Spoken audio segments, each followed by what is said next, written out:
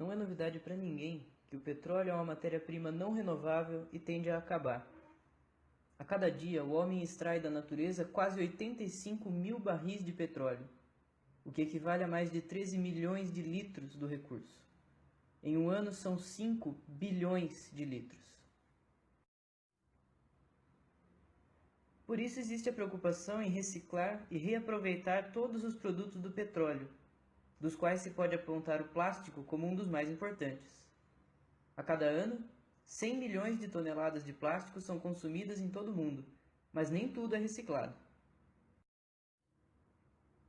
No Brasil, por exemplo, o processo de reciclagem, apesar de ser mais simples, ter bom rendimento e consumir menos energia do que a produção de plástico novo, ainda é muito caro, principalmente porque não existe produção nacional de equipamentos para reciclagem.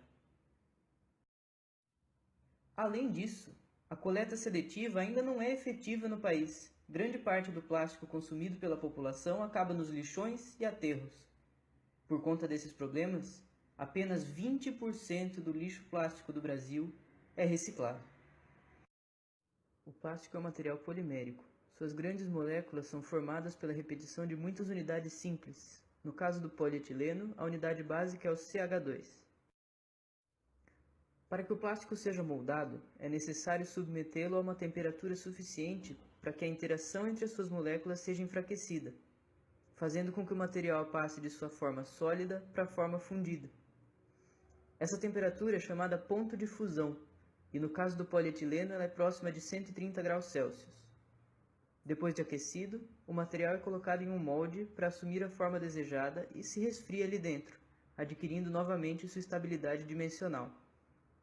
Por esse processo, muitos tipos de plástico podem ser moídos e reciclados várias vezes.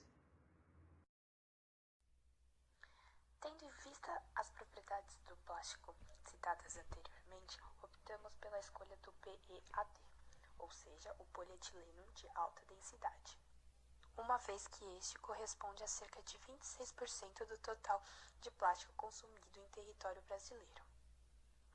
Representado pelo Código de Reciclagem número 2, esse tipo de plástico pode ser encontrado desde utensílios domésticos e objetos diversos, como bandejas, potes para armazenamento, brinquedos, assentos sanitários, tampas de garrafas, caixas engradados e embalagens de diversos materiais, como de shampoos, cremes hidratantes e até mesmo de produtos de limpeza. A nossa proposta inicial era, a partir desse material coletado, transformá-lo em um novo produto que fosse de uso para os estudantes. No caso, ficou decidido um suporte para carregadores de celular que seriam aplicados nas tomadas da instituição. Ou seja, nosso objetivo era mostrar para cada estudante que a reciclagem do polietileno pode ser uma aplicação prática dentro do nosso dia a dia. Porém, durante o desenvolvimento de tal trabalho, enfrentamos uma série de dificuldades que acabaram inviabilizando a conclusão do mesmo. Apesar da fácil obtenção do material, percebeu-se que para a modelagem eficaz do mesmo seriam necessários máquinas de estrutura industrial ou laboratorial, como, por exemplo, prensas específicas para esse tipo de procedimento que permitiriam o molde perfeito. Ao realizar-se esse procedimento em nossas residências, notou-se que o material resultado não atendia às necessidades de seus usuários. Então, para contornar tal situação e não perder a essência do projeto já estipulado, optou-se por um novo modelo, só que agora recortado. Um modelo que continuasse atendendo ao nosso objetivo e ainda assim que pudesse ser construído por qualquer um.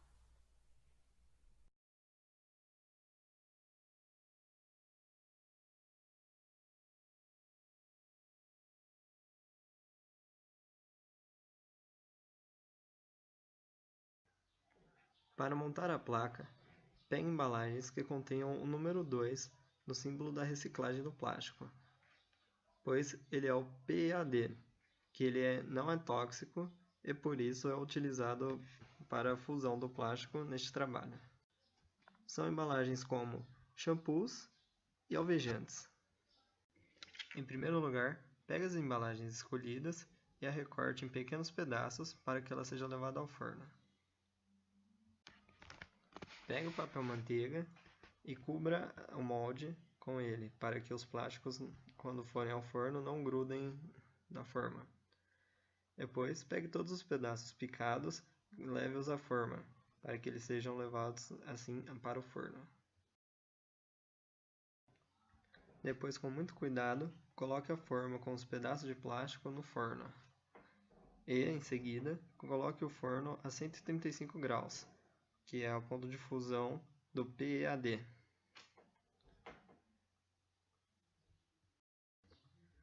Durante o tempo em que a forma ficar no forno, retire algumas vezes com muito cuidado e comprima o conteúdo.